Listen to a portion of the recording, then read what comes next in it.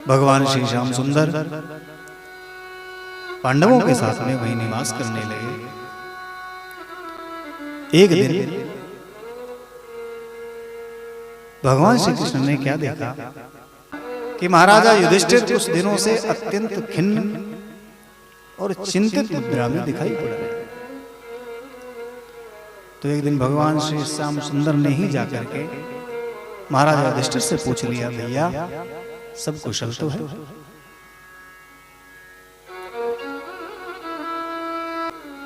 मैं कई दिनों से देख रहा हूं कि आप अत्यंत चिंता तो दिख रहे हैं, सब कुशल तो है?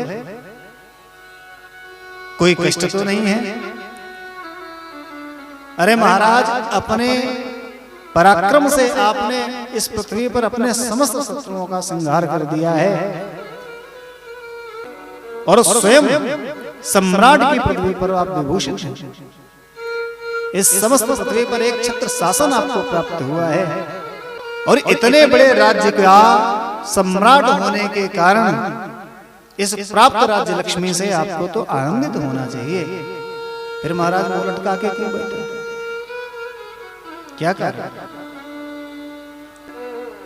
भगवान श्री कृष्ण के ऐसा पूछने पर अत्यंत चिंतातुर होकर के महाराज युधिष्ठिर अपने मन की पीड़ा भगवान को बताने लगे। गोविंद, तुम सत्य कह रहे हो कि इस राज्य की प्राप्ति के लिए मैंने और मेरे भाइयों ने अत्यंत संघर्ष किया और अब जाकर के हमें विजय श्री की प्राप्ति हुई है। किंतु गोविंद, मैं जब जब इस सिंहासन पर बैठता हूं मुझे अपने उन समस्त संबंधियों का स्मरण होता है जिनका इस सिंहासन के लोभ में मैंने वध कर दिया। अरे इस राज्य को प्राप्त करने में मैंने अपने ही सगे संबंधियों का रक्त बहाया है। जितने मेरे भाई बंधु इष्ट मित्र थे उन्हीं को मार करके उनके रक्त को बहा करके मैंने सिंहासन को प्राप्त किया और जब जब मैं सिंहासन पर बैठता हूं मुझे उनकी सबकी छवि, उनका सबका रक्त चारों ओर दिखाई। अरे यहां तक कि जो मैं भोजन करता हूं मुझे ऐसा लगता है कि उनका रक्त ही उस भोजन में मिला हुआ। जिनकी गोदी में हम खेले, जिनकी उंगली पकड़ करके हम चले, इस गद्दी के लोभ में हमने उन्हें को मार दिया। इसी सिंहासन के कारण जाने कितनी स्त्रियों का सुहाग हमने उजाड़ दिया और इतना भीषण युद्ध हुआ इस गद्दी के लिए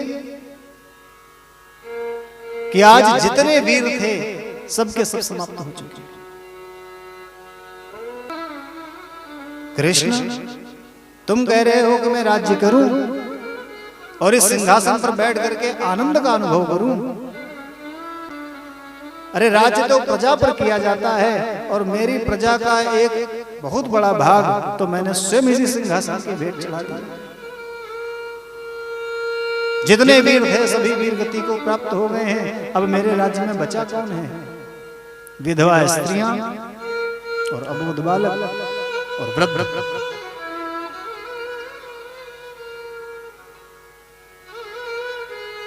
अरे नवयुवकों से ही राष्ट्र का उत्थान होता है और नवयुवक तो युद्ध की भेंट चढ़ गए। अब इन वृद्ध, इन स्त्रियों से, इन अबोध बालकों से मैं राष्ट्र का क्या उत्थान करूं? अत्यंत मोह ग्रसित युधिष्ठिर जी।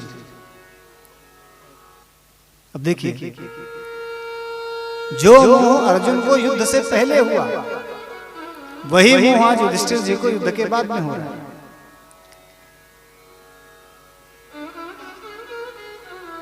भगवान श्री श्याम सुंदर ने बहुतेरा समझाने का प्रयत्न किया, भैया आप स्वयं को दोषी क्यों मान रहे हो? कालखंड में जो भी घटनाएं हुई हैं, जो भी घटनाएं होती हैं और जो भी घटनाएं होने वाली हैं, उनका सूत्रधार तो कोई और है। हम आप सब निमित्त हैं, साधन हैं, पर उनका नियंत्रक वो तो कोई और है। इसलिए आप ये सोच करके मन को खिन्न ना करें कि जो हुआ वो आपके कारण हुआ। अरे जो हुआ वो सुनिश्चित था होना, उसमें आप निमित्त थे। किंतु भगवान श्री कृष्ण ने बहुत कुछ समझाया, पर महाराज युधिष्ठिर जी की समझ में कुछ नहीं आया।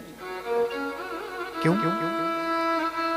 क्योंकि युधिष्ठिर महाराज भगवान श्री कृष्ण के बड़े भाई हैं, आयु में बड़े हैं।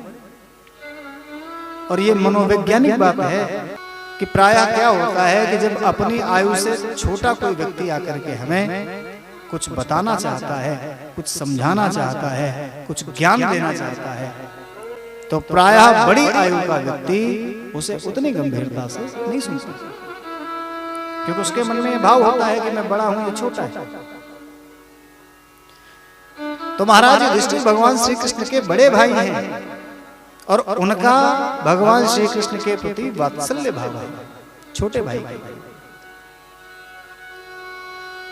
तो उसी वात्सल्य भाव से छोटे भाई की दृष्टि से भगवान श्री कृष्ण को वो देखते हैं।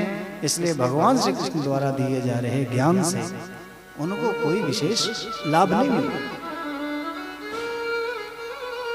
भगवान ने भी विचार किया कि ये मेरी बात तो मानेंगे नहीं, और यही बात यदि मैं किसी वयोवृद्ध व्यक्ति के मुख से कहलवाऊं तो संभवतः इनके समझ में आए। ऐसा होता भी है। कई बार छोटी सी आयु का बालक जब कोई बहुत बड़ी बात कह देता है तो सहसा हमें विश्वास नहीं होता। छोटी आयु का बालक कितनी भी ज्ञान से भरी, कितनी भी विशुद्ध बातें करे, पर सुनने वाले के मन में उसके अंदर ये भाव रहेगा कि अरे तो छोटे उम्र का, तो वो उतनी श्रद्धा से और उतने ध्यान से उन बातों को नहीं सुने। और वहीं आयु में वृद्ध, जिसके प्रति हमारे मन में विश्वास है कि वह वृद्ध है, इसने जीवन को देखा है, इसके पास ज्ञान और अनुभव का भंडार है, तो वो व्यक्ति अगर एक छोटी बात भी कोई कह दे तो सुनने वाला अत्यंत श्रद्धा से और अत्यंत विशिष्ट भाव से सुनता है। तो भगवान ने भी सोचा कि हमसे बड़े हैं, मुझे छोटे भाई के रूप में देखते हैं, इसलिए मेरे द्वारा कही गई बातों को गंभीरता से नहीं सुनेंगे। तो ऐसा करते हैं, यही ज्ञान महाराज युधिष्ठिर को किसी वयोवृद्ध व्यक्ति से दिलवाया जाए ताकि इनका मोह समाप्त हो और ये शांत एवं प्रसन्न चित्त हो सके। तो भगवान श्री श्याम सुंदर ने सोचा किसके माध्यम से इनको ज्ञान दिया जाए। तो प्रभु ने विचार किया कि कुरुक्षेत्र में अभी भी परम भागवत भीष्म बाणों की शैया पर लेटे हुए हैं और शरीर त्याग करने के लिए उपयुक्त समय की प्रतीक्षा कर रहे हैं। महाराज युधिष्ठिर के अज्ञान को दूर करने के लिए भीष्म पितामह से ज्यादा उपयुक्त अन्य कोई व्यक्ति नहीं है। और फिर वो तो परम भागवत हैं, बाणों की शैया पर पड़े मेरी ही प्रतीक्षा कर रहे हैं। तो महाराज युधिष्ठिर को भीष्म जी के पास लेके चलते हैं, इनका शोक दूर हो जाएगा और महाराज भीष्म की जो अंतिम इच्छा है मेरे दर्शन की, वो भी पूर्ण हो जाएगी। ऐसा विचार करके एक दिन भगवान श्री श्याम सुंदर ने युधिष्ठिर जी से कहा, महाराज पितामह भीष्म अभी भी बाणों की शैया पर पड़े हुए हैं युद्ध भूमि में, चलो चल करके उनका दर्शन और उनका आशीर्वाद प्राप्त करके आते। ऐसा विचार करके भगवान श्री श्याम सुंदर महाराजा युधिष्ठिर एवं समस्त पांडव परिकर के साथ कुरुक्षेत्र में भीष्म जी के पास पधारे। प्रेम से बोलो बांके बिहारी लाल की।